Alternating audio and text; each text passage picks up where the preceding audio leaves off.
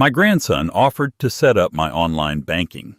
That night I checked my account and saw $5,000 sent to him. I called the bank and had the transfer reversed. He thought I didn't notice. My name is Henry Cole.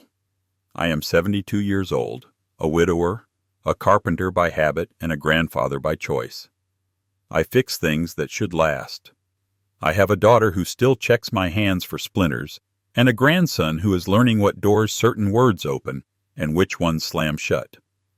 I am telling this so I remember it the next time love makes me want to skip a step. The kitchen lamp drew a warm circle on the table. The refrigerator hummed its patient hum. I printed the statement and slid the page into a manila folder. The paper felt like a small square shield in my hand. Shields work best when you keep them between you and the strike, I thought. Do not lower it just because the person swinging is family. I set the folder down beside the lemon oil and the dish sponge. The night air pushed against the kitchen window, then let go. In the hall, the grandfather clock settled and clicked twice. I listened to it the way you listen for a gate, making sure it latched. Clicks like that mean the world still has hinges. The fraud specialist answered on the third ring. She sounded like a person who has heard every kind of story and keeps her voice level because that helps. I gave her my name, the transfer time, and the check numbers to show it was not a mistake. I spelled the receiving bank. She tapped keys.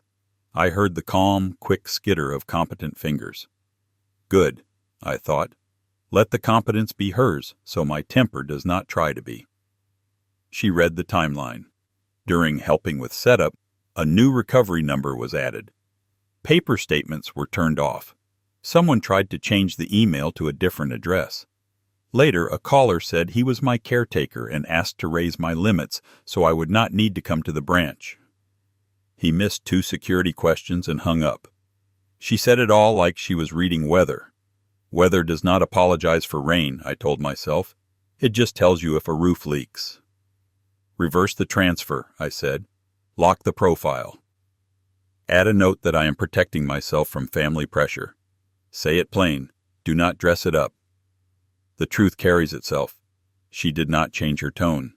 We can reverse, and we can lock, and I will write the note. Would you like to remove all trusted contacts and add branch-only approvals above 500? Yes. Do that if it sounds strict. It is supposed to, I thought. Fences are not insults. They are instructions. And would you like our fraud prevention manager on the call when you speak to your family? It helps to have a steady voice that is not yours.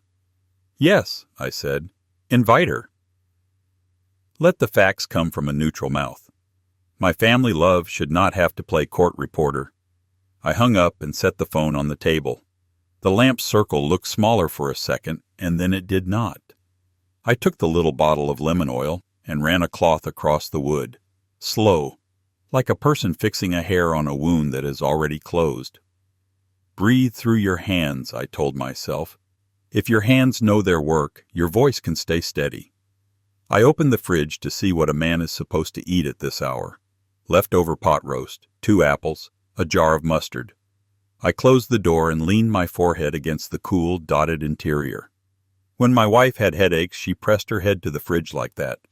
She said the hum carried the pain away 1 molecule at a time. She would have stood behind me and rested her chin on my shoulder and said, "Dear, if he took it, make him bring it back." She was not loud. She was never loud. But when she said bring it back, people brought things back.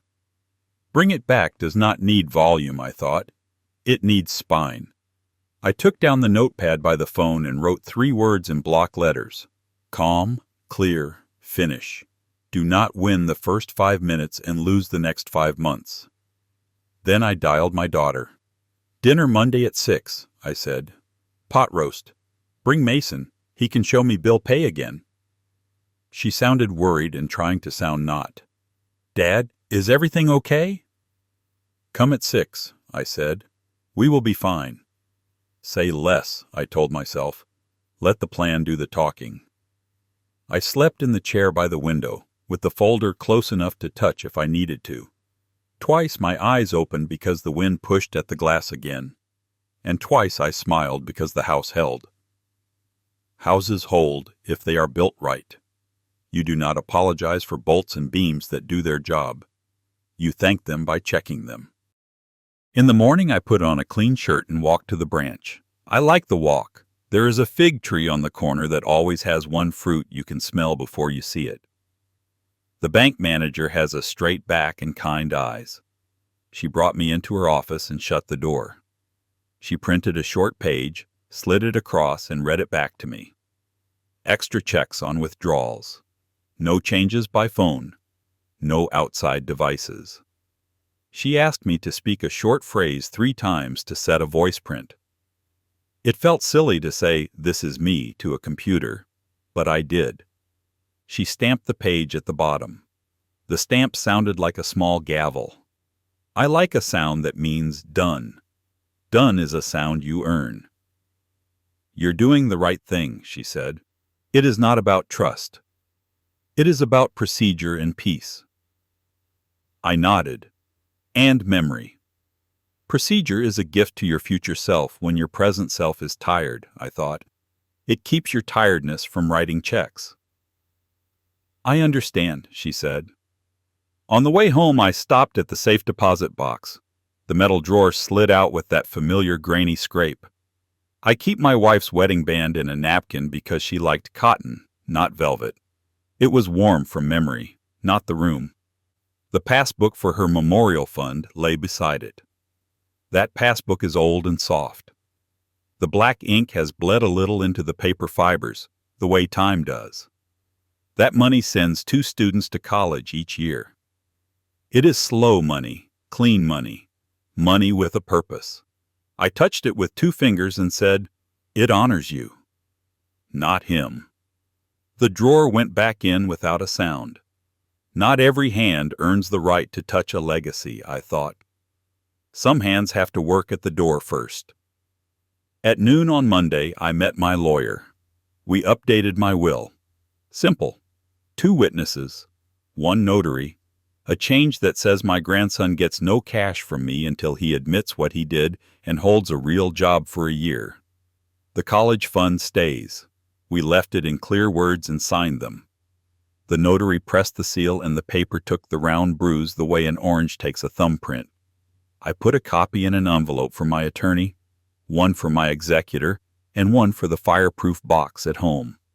I addressed a 4th to the bank because I like systems that agree with each other. Agreement between systems is how you keep liars from slipping through seams, I thought. On the way out, my lawyer held the door and looked at me the way men of my age look at each other when they have both buried someone. "This is the kind way," he said. "The kind way can be firm," I said. "Firm is not unkind," I reminded myself. "It is kindness with a backbone." He nodded. "It can."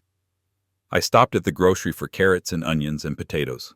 A woman I have known since her boys played basketball at the same park asked how I was. "Good," I said. "Pot roast tonight."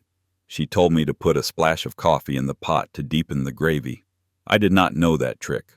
I thanked her and wrote it on the list so I would not forget. And then I did it because she said it in the voice of someone who has tried it and liked it. Borrowed wisdom tastes better than pride, I thought.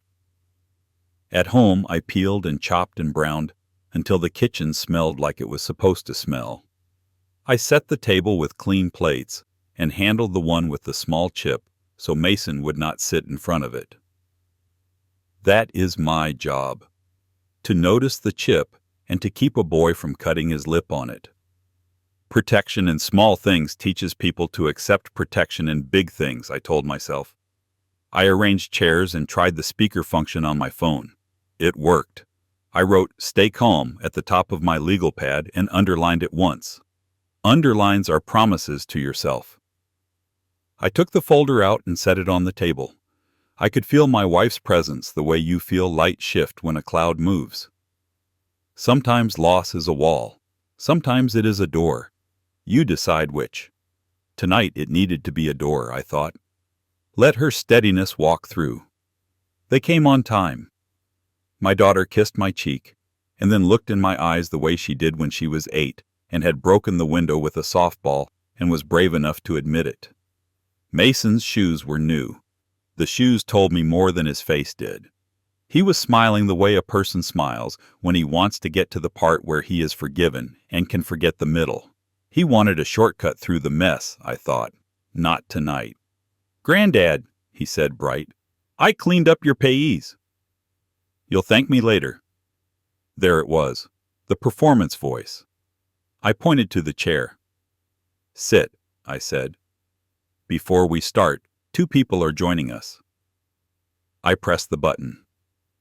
"Mr. Patel from the bank, Ms. Alvarez from fraud prevention. You have my permission." "Bring the ledger into the room," I told myself.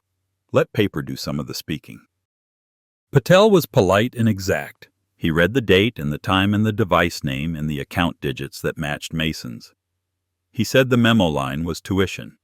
He was careful. He said facts as if they were clean stones placed in a row to show a path anyone could walk. I admired that.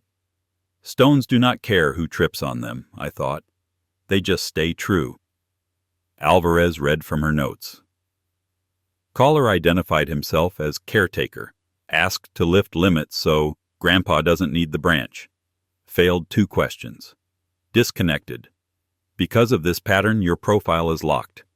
Any remote attempt will fail and leave a record glitch, Mason said too fast. Different verb. My stomach tightened. When people change nouns to dodge guilt, they reach for verbs next. It was a loan, he tried next. For school. I was going to tell you, you did not ask, I said. You took. And you hid the trail. Say the word took. Make it sit in the air. Do not let borrowed keep you soft. My daughter sat very still. Her nails pressed little white half-moons into the table edge.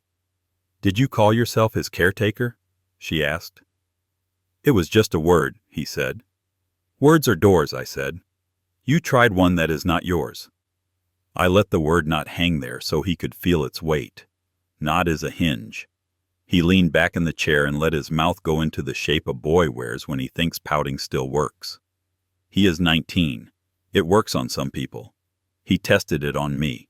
He looked past me toward the window like maybe the light there would be friendlier than my eyes. I kept my face level. This will be the start of my retribution. Today justice is going to rise again on everybody who's been unfaithful, and I'll be its harbinger. You won't believe how harsh everything is going to be. But before we continue, please subscribe to the channel and write in the comments what time it is where you are now. I opened the folder. On top was the reversal confirmation. Under it, the statement. Under that, the will update. I filed a report, I said, and I changed my will. No cash to you until you fix your choices. I did not raise my voice. I set each paper down like a building block. Blocks make a wall. Walls make boundaries. Boundaries make peace. He scoffed. Over $5,000? Over trust, I said. Trust is the tool drawer you only open for people who return the tools. Alvarez spoke again. Would you like to show your family how the safeguards work? It helps, yes, I said. Mason, send $50 to your account the way you did Saturday. Let the system talk to him. He looked at his mother.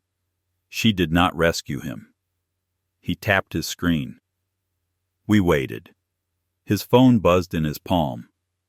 Hold triggered, Alvarez said. Attempted transfer from a banned device to a flagged recipient.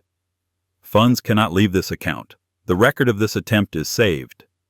Mason flushed. He was angry that a phone could tell him no in front of his family. This is humiliating. Good, I thought. Let the feeling burn long enough to cauterize the habit. Good, I said aloud. Humiliation teaches when pride will not. He jerked his chin. You always said family first. Family first means protecting the youngest and the oldest, I said.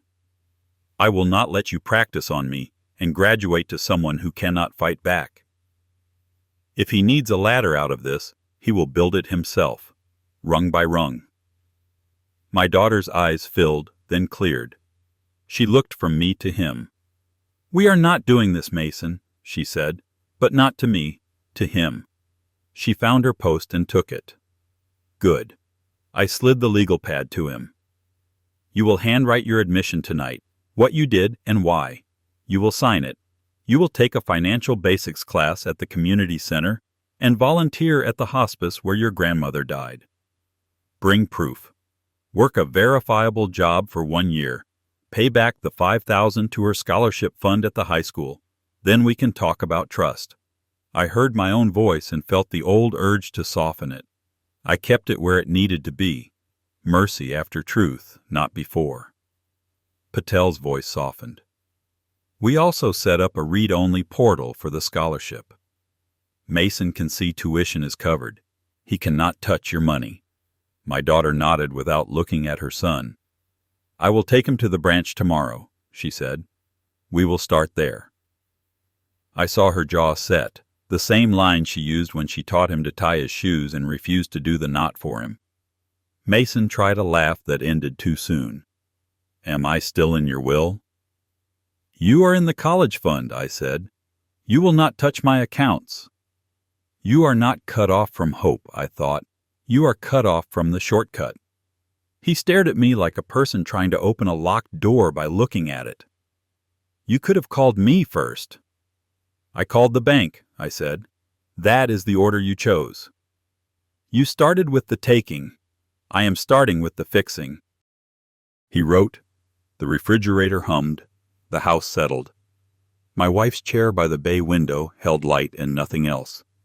I watched the light on the wood and felt steady. Steady is what you choose when strong is not available. When he finished, I took the page and laid it with the others. I thanked Mr. Patel and Ms. Alvarez and hung up. We ate in a quiet that was not empty. It was the quiet of work being done. Work has a sound. People forget that. It is not loud. It is a steady, private noise. That night when the house was dark, I carried the folder to the fireproof box and put it in. The lid closed with a sound I could trust. I placed my hand on the lid and kept it there until I felt my heartbeat settle. Order is love in a language some people never learn. Still, you can teach. Teaching starts with your own pulse slowing down. In the morning, my daughter took him to the branch. I did not go in. I sat in the truck across the lot and watched people go in and out with deposits and with questions and with the thin white envelopes that only say balance on the outside. A man held the door for his wife and she patted his arm as she went through. Small things that say you belong to each other. My daughter texted me, "We're here." I sent back, "Take your time. Let the bank be the classroom today."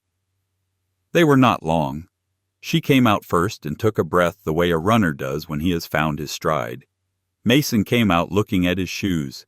He glanced up and saw me and then looked away again. That was good. Shame is a map if you read it. Do not confuse it with a home address, I thought. It is a place to pass through. She came to the truck. "We tried a small transfer at the kiosk," she said. "It chirped and stayed red." The manager pointed to the note on your profile and said the safeguards are permanent. He asked if we had any questions. I told him no, you did well, I said. We both looked toward the glass doors. The sun flashed off them like a signal. She looked back at her boy standing under the bank's awning. "I am angry," she said, "and I am relieved."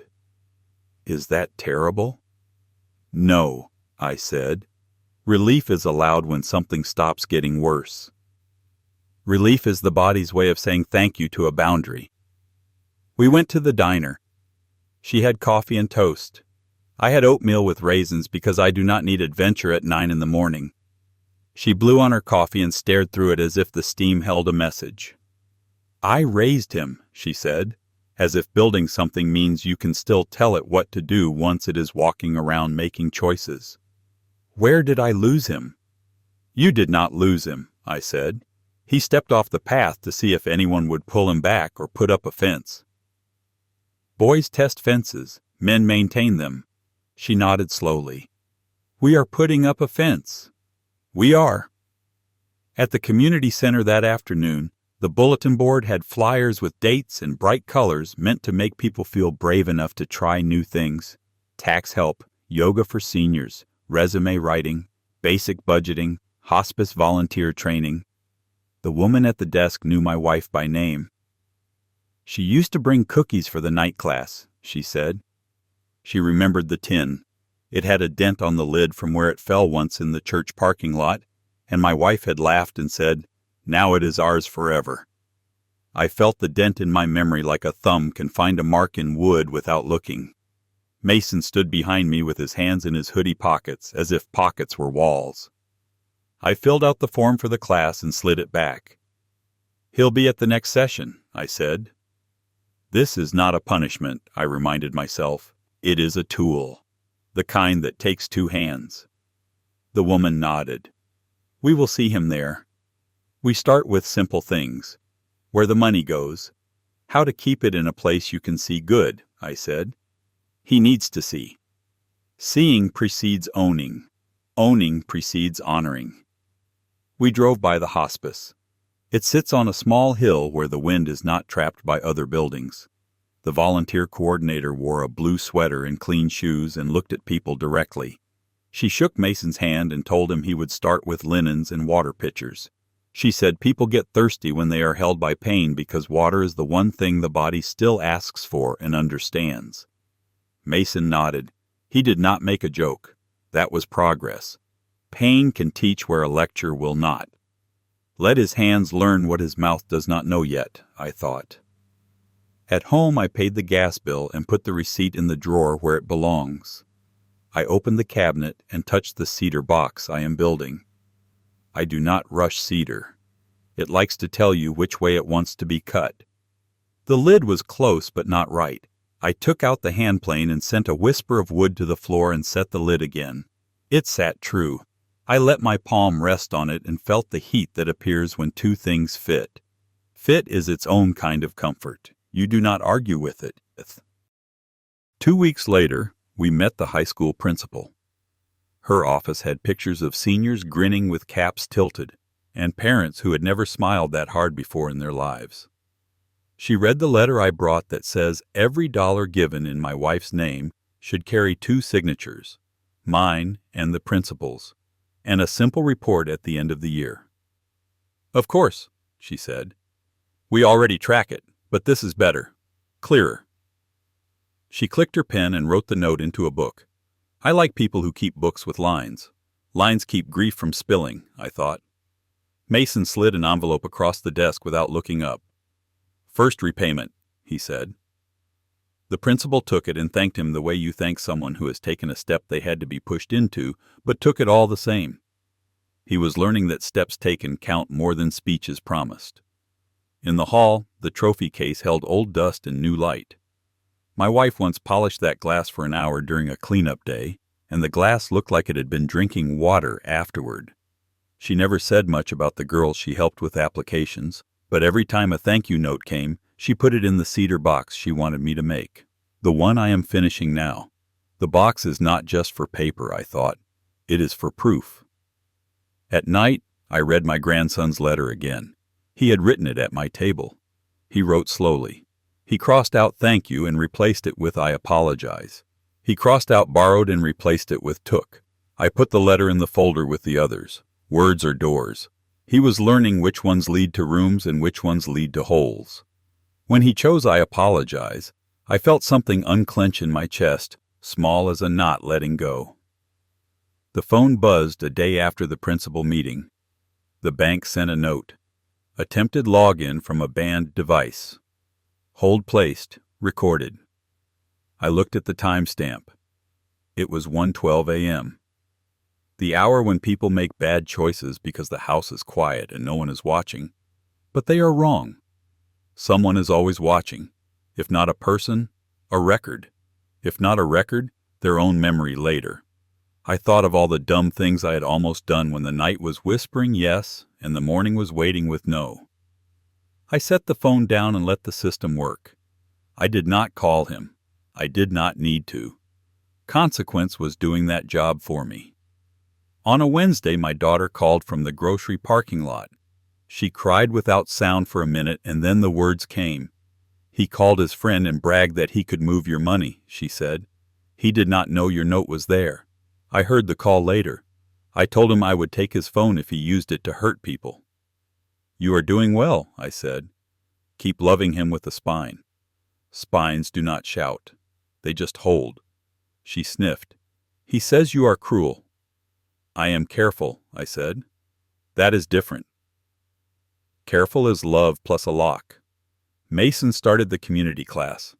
He sent me a photo of a worksheet with circles labeled rent, food, savings, wants. He had $3 in the savings circle, and he had made the circle a little bigger than the others and colored it dark. Good. He will color his own future one day with something other than quick lines. $3 is not nothing, I thought. It is a seed that knows it is small and intends to become more. At the hospice, he folded sheets and learned to wheel a cart without knocking a door jamb. He filled pitchers and learned the sound a person makes when water touches a dry tongue. He learned the names of people who were not going to see another spring and still cared whether their plant was watered. He texted me once. "They like ice." He told me nothing else. Some things you do not say. You carry them in your sleeves and they warm you or they burn you depending on who you decide to be. Let the burn make a mark in the right place, I thought. Not a scar. An instruction. On a Saturday, he mowed my lawn without being asked. He missed a strip along the fence and came back to fix it without me saying a word. He took the bags to the curb and lined them up straight. He did not come inside. That was his choice. I let him make it. Sometimes the threshold teaches more than the couch ever could. There were moments I wanted to soft shoe past the lesson and say we were fine. Habit moves your feet toward peace sometimes when you should stand still and make the ground feel you. Each time I felt that urge, I opened the folder and read the line about caretaker. The word kept me honest. It took a long time for me to let myself be the one who needed protecting. I am a builder. I fix. It is hard to admit the door you build should close sometimes, and other hands should not hold the handle. Close it, I told myself. That is also building. On the first of the month, I drove to the cemetery. The snow on the grass had receded in a rough oval around each stone the way a hand releases something small and warm. I brushed off her name and told her what we had done. I listed things because lists make hard news easier to hold. The bank had a note. The branch had a stamp. The school had rules. The boy had work to do with his hands for a while and with his words. I told her about the read-only portal. She would have liked that. She always wanted people to see the plan without touching the purse. If she had been here, I thought, she would have stood behind my chair at the dinner and put her hand on my shoulder for the part where he went white. On the way home, I stopped at the hardware store and bought brass screws for the cedar box. The man behind the counter said the cheaper ones would do. I shook my head. I want the ones that will stay. Brass does not apologize for costing more, I thought. It proves itself by lasting. At dinner that night, I ate soup from a bowl that makes soup taste like it belongs to a person. I used the good spoon because spoons still matter. I watched the motion alert on my phone blink when a cat walked across the porch and I laughed once. I had not laughed much. It was a small laugh, but it counted. Counting the small ones is a skill they do not teach in school. A week later, Mason came by with his mother on a Sunday afternoon. He wore the same shoes. They were scuffed now at the toe. Good. He was going to places where a clean shoe cannot stay clean. He sat at the table the way a person sits when he is not sure whether the chair will hold him, but wants it to hold him. He placed a small envelope by the lemon oil. "Second repayment," he said, too soft for pride and too steady for shame. Something changing. Shame turning into responsibility is like sap turning into wood. You can still dent it, but it holds a nail better. We did not make speeches. I told him where the broom was, and he went and got it and swept under the table without my asking. He moved the chairs out and back with care. He caught the corner where crumbs always hide. He set the broom back with the handle aligned to the wall the way I like. That is not nothing. It is the kind of nothing that grows into something if you feed it. He is learning the grain of our house. He pulled the read-only portal up on his phone and showed me 2 new entries in the scholarship ledger written in clean letters. First semester books for a girl who writes poems, test fees for a boy who fixes lawnmowers and gives half the money to his mother. He said their names and did not hide his face behind his phone. The light caught his jaw and made him look like a man for a second, not a boy trying to look like one. Keep your eyes on what you cannot take, I thought. It will teach you how to give. Good, I said. Keep your eyes on that ledger. The bank mailed a short letter the next morning that said, in simple words, that my instructions were on file and permanent. The paper was thick and had a clean edge. I put it in the folder with the others. The little stack grew. It is a small thing, paper. It carries weight anyway. A ledger of decisions. If I die tomorrow, I thought, the paper will keep saying what I mean. I finished the cedar box on a clear afternoon. I sanded the lid until it did not scratch a sock. I brushed a thin coat of oil and watched the grain lift, not flashy, just honest. The brass screws went in without splitting the wood because I drilled a pilot hole for each one. Respect. When I set the manila folder in, the lid closed with that click that makes me believe in the future, even when I have reasons not to. I am not a poet. I know the names of shapes and tools better than the names of feelings. Still, I know when something fits.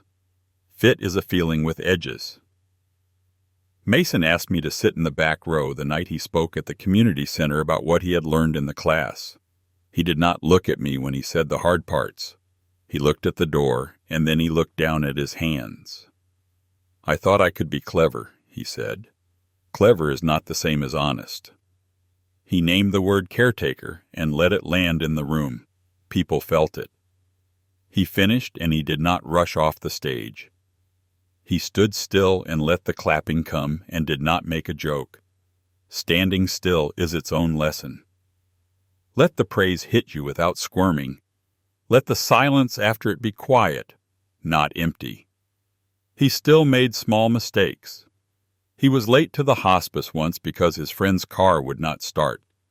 He told the truth about that and took the less loved shift without complaint the next day. He left a text unanswered when another friend asked how to get around the bank's 2-factor. He brought me his phone and showed me the text, and I said, "Different friends," and he nodded. The nod was slow. Slow matters. It means he did not do it just to please me. One night he called me from the porch and asked if he could come in or if I would prefer he stood outside. That was the first time he asked permission like that. It was a good question. It was the right question. "Come in," I said. He sat and looked at the cedar box and did not ask what was inside. He asked if I wanted tea. He made it without banging the kettle on the sink the way boys bang things when they are trying to pretend they are not angry. He brought the mug to me with the handle facing the direction I like. He has watched me long enough to know that. He is making use of it now. Use what you know to serve, I thought, not to steal. "What do you want me to do next?" he asked. "Keep doing the last things you did that you are not proud of, but in the better direction," I said. "Keep volunteering. Keep taking the class. Keep paying the fund. Keep your phone out of my accounts. Keep your head up when someone tells you no.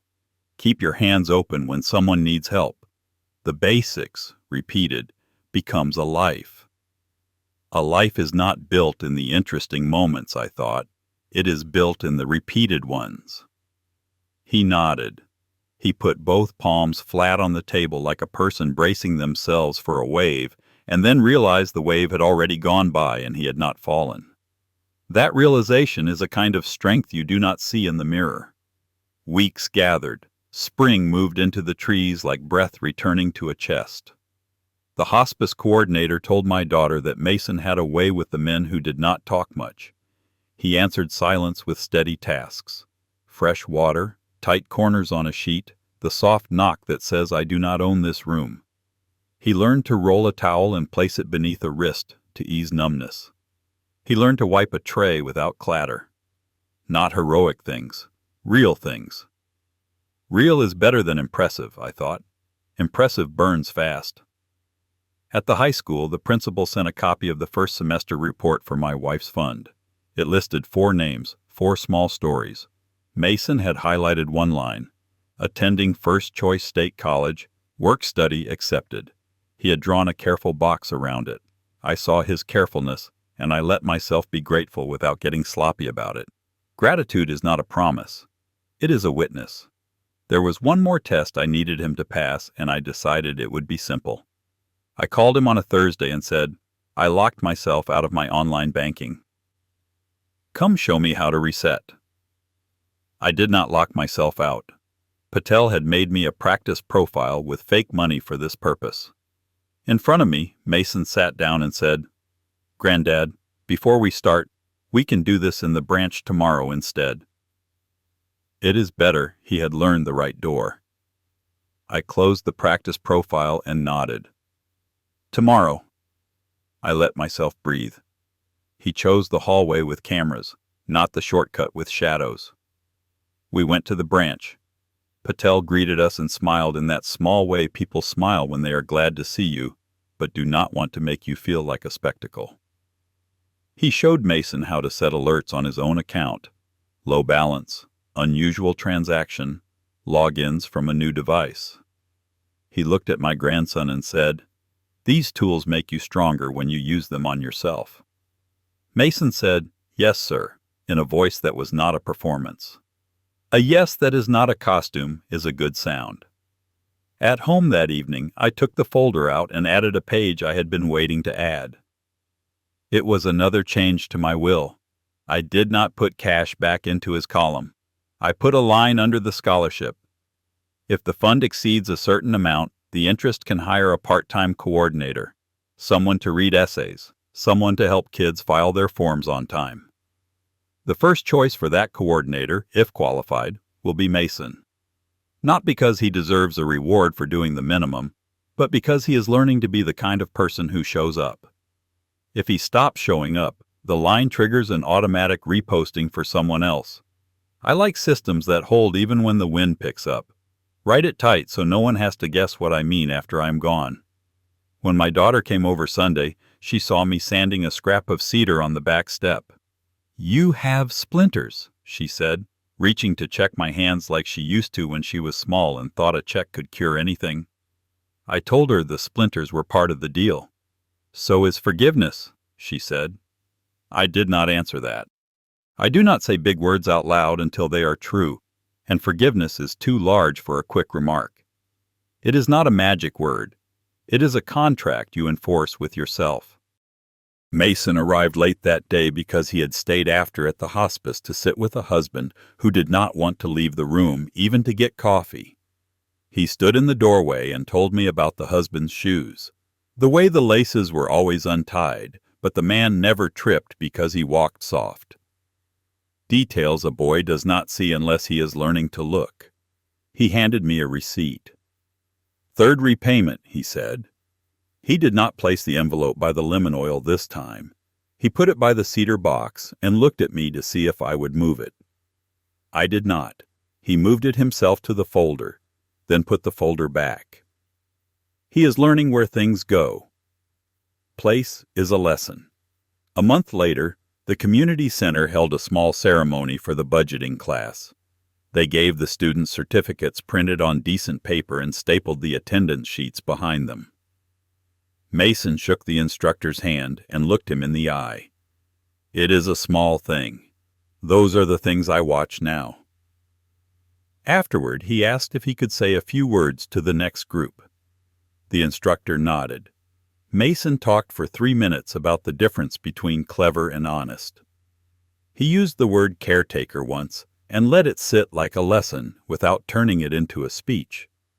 People listened. They are hungry to hear from someone who has stood where they are and taken a different step. Hungry is good. Hungry reaches for the right food. I drove him home that evening. He looked out the truck window at the houses on our street, lights in kitchens, a dog nose against glass, life going on. Granddad, he said, I put in an application at the hardware store. The one that keeps the brass screws behind the counter. I smiled at the road. Good. They will ask you to carry things and to know the difference between a nail that holds and a nail that splits. Learn both. Splitting teaches you what grain is. Holding teaches you what patience is. The next week, he came in wearing a shirt with a name patch. He smelled like dust and cardboard. He said his back hurt from moving bags of concrete. That is a good hurt, I said. He set another envelope down. He did not announce the amount. He did not need to. The ledger will say what needs saying.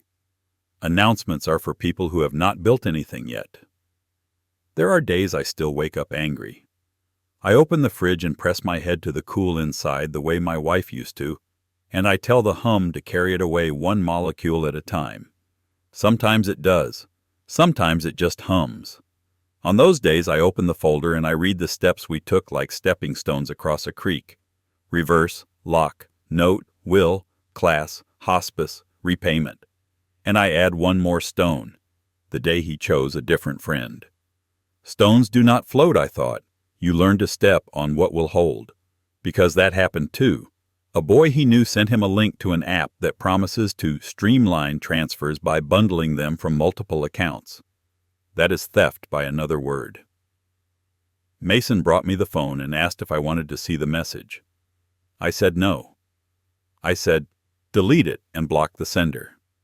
I watched the color rise in his face, not from shame this time, but from the kind of anger that protects rather than destroys. He blocked the sender. Different friends, he said, this time to himself. Good. Say it for your own ears. That summer, the scholarship fund had a small event at the school. 4 students and their families. No streamers. A plate of cookies. A folding table with a tablecloth in the school colors. The principal read my wife's name and said what she used to say when she tutored, that someone opened a door for you so you could walk through it under your own power. Mason stood by the door and handed out pens that did not skip. He had chosen them himself. He did not rush anyone. He held the door for a grandmother in a wheelchair, and he did not look around to see if I noticed. That is the better kind of change, the kind that does not perform. If you have to announce your kindness, it is a costume. After the last family left, Mason asked if he could visit the cemetery. He had not asked that since the funeral. We drove in silence. He carried the small brush and cleaned the stone the way I showed him. Gentle circles, not up and down. He put his hand on the granite, not to claim it, but to say, I am here. He did not speak. Neither did I. We stood long enough for the wind to shift and for a bird to move from the taller cedar to the shorter one like it was testing its own to do a simple thing without fanfare. Not everything needs a speech, I thought. Some things need witnessing. On the way home, he said, "Do you think she would be proud of me yet?" I answered with care. "She would be glad to see you trying. Pride comes later." He took that in without flinching. "All right," he said. "I will keep trying." Trying is not a shrug. It is a verb you prove. I keep the folder in the cedar box now. I keep the box where I can reach it without straining my back. I do not open it every day. I do not need to. The lessons have moved out of paper and into the walls. The front door latch closes with a sure sound because I tightened the screws and replaced one that had stripped. The bank alerts ding on my phone like small bells reminding me that I am allowed to be careful. The will sits with its clear lines like a fence that does not hide anything but keeps the right animals in and the wrong ones out. If someone calls me cautious, I will nod, I thought. Caution is a gate I am happy to own. He asked if he was still in my will. I told him the truth again. He is in the college fund. He will not touch my accounts. Later, when the year is up and the ledger shows he has kept his job, I may add a clause that lets him apply to be the scholarship coordinator. That is not the same as opening the door to my money. It is handing him a broom and pointing at a hallway we built in her name and asking him to keep it clean. He can learn to love that kind of work, or he can decide he wants loud work with quick rewards. The world will teach him the difference. I am only one teacher. Teachers do not own the outcomes. They own the lesson plans. On a quiet evening at summer's edge, he came over with a small wooden box he had made at the hardware store on his lunch break. Pine, not cedar. The hinges squeaked. The edges were rough. He set it on the table and looked at me the way a boy looks at a man when he is not sure whether he will be laughed at. I opened it. Inside was a folded sheet of paper. I unfolded it. It was a list of hours he had logged at the hospice, the class attendance dates, the amounts repaid. At the bottom he had written, "This is not everything I owe, but it is what I have done so far. Thank you for making me do it the right way." I looked up and saw that he had moved his chair back from the table, giving me room to stand if I wanted to. He is learning the choreography of respect. Choreography is just habit with purpose. I put the paper in the folder. I oiled the hinges on his box and showed him how to rub the oil in with a cotton cloth. Slow, not heavy. He worked beside me without talking. The squeak left the hinges. He smiled a little. Not the quick smile that asks for praise. The quiet one that says, "I see how things can be made better with small tools used the right way." That is a smile I trust. The kitchen lamp drew its warm circle on the table. The refrigerator hummed. The house settled. The clock clicked. These are the sounds that say a life is happening. If I could bottle them, I would label it "Keep Going" and put it on the highest shelf. Order is love in a language some people never learn. Still, you can teach. And if the person who needs teaching is yours, a boy who once dropped his fishing pole in a lake and cried until you went in after it, you teach him with fences and ledgers and quiet hands. You teach him with a phone that says no when he asks it to do the wrong thing. You teach him with a dinner where the bank picks up on the first ring and a fraud manager says, "Hold triggered." And a boy goes white and then red and then, one day, simply steady. Steady is beautiful. It does not trend.